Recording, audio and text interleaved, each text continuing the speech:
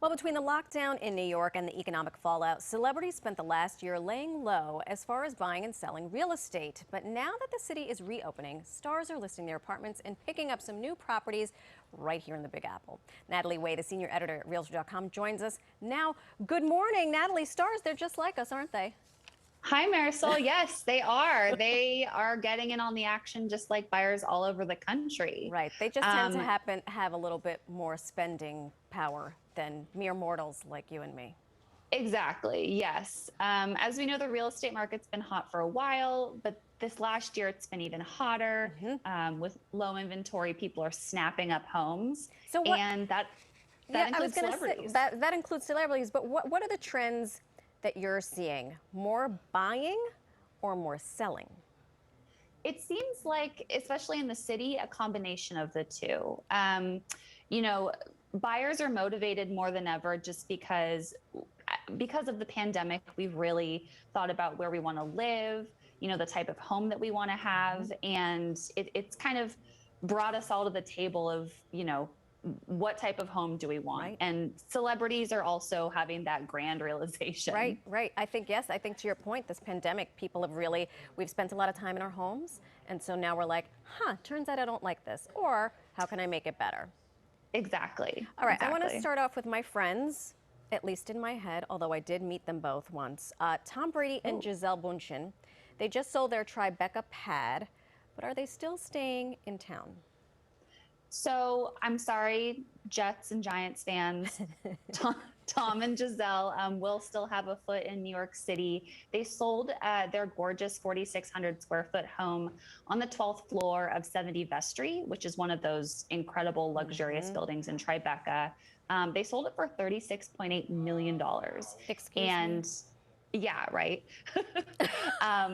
Yes. Is that a lap pool? Yeah, that's one of the amenities in this place. This place has Hudson River views. It has obviously gorgeous kitchen amenities, marble. It's pretty much what you would expect for just under 40 million. For just under 40 million. I mean, come on, don't be ridiculous. Yeah. So they sold it, but they are going to stay in the city. Is that right? They are. So they also own a place on the 11th floor of this building. They actually bought that before. Yeah. So they sold the 13th floor. They're going to keep the 11th floor. Yeah, they sold the 12th floor and they're going to keep the 11th floor. Okay. Of course, they also just bought in Tampa for the football. Obviously, go Bucks. Right. Okay. Yeah. That go Bucks was for my producer, Juan Carlos, who loves the Bucks. Okay, next up, late night, Jimmy Fallon. He's selling a very whimsical apartment, which is 4 apartments made into one. Yes, whimsical, I would say, is a nice way to put it. We all know Jimmy Fallon. He's an eclectic guy. He has a big personality, and his home is what we would call mid-century, but I kind of call it mid-century threw up all over the place a little bit. From the wallpaper to the Sputnik light fixtures to the color scheme.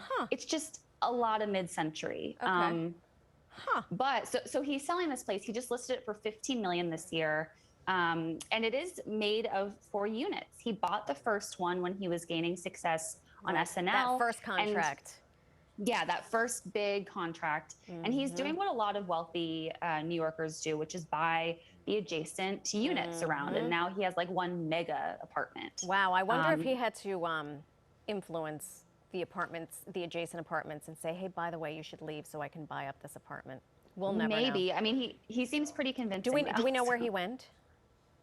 We don't know exactly where he went, but he is going to stay in the city because, of course, he's the host of the Tonight Show. Right. Okay. Exactly. Let's move on to Rob Gronkowski, as we know, the wide receiver, also with the Tampa Bay Bucks. What's his damage? Yeah. So his damage is $7 million, but that was actually a deal. The place had been listed for 2 years. This is the tallest residential building in the Hudson Yard area. So it's very, architectural, very modern. Beautiful. And he was able to cut $1.8 million off the price. Well, look at he was a negotiator. Look at the Gronk.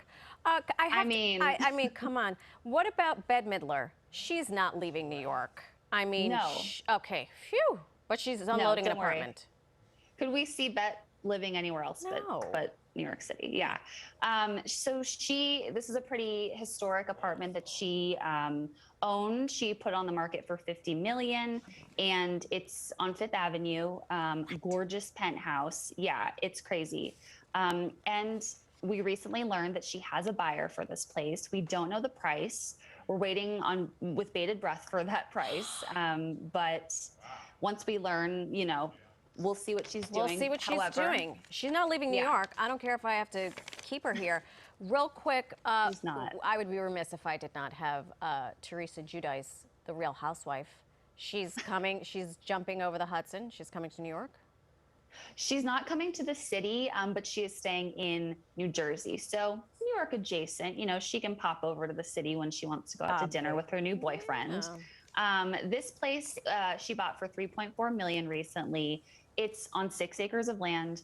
It has 7 bedrooms, 10 baths. So it's a lot of house. Yeah. But Teresa likes opulent things. So it's a lot of house for a lot of personality. Exactly. I love this.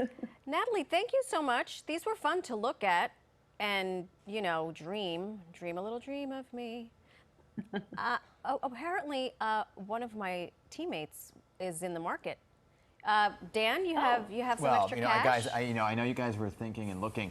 I just wanted to let you know I am the mystery buyer for the Bette Midler right. unit. Yes, I am. You have the exclusive, Natalie. You have the exclusive. You heard it here first. Yeah, Dan, congratulations! Right here, exclusive on air. Dan is the buyer. You heard it here first. But in all honesty, though, is it the time to buy in New York, or is it the time to rent? It really depends on where you are in life. Yeah. I mean, if work, where your kids go to school, you have to assess all of those things. Because inventory is low, prices are high, so that deters a lot of people. But I mean, we've seen houses getting snapped up. The average days on market for the country is 43 days. Ooh. So wow, and that's lower than last year. Yeah. So it's. Yeah. Well, you would think in this economy, though, right? It'd be a lot of foreclosures with the pandemic, but we're seeing just high demand. Crazy. Lots of high demand because of low supply. Because of Brady and Munch, they're moving out.